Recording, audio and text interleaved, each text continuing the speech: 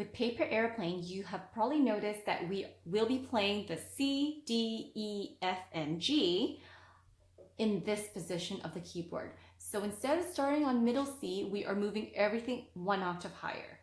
Starting thumb on C, left hand, my thumb on G. Let's go.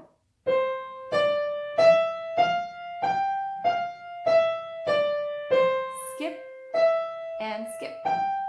Down the scale. Skipping down. Together, G, E, G, G, skip, G, skip, skip, and skip. Let's try that slower, just right hand. Up the scale, down, skip, and skip. Let's go down. Up again.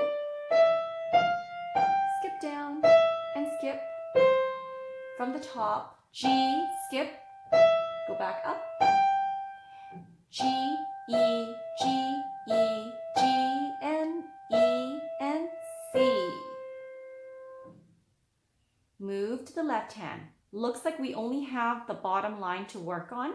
Thumb on G. Skip down, E, G, G,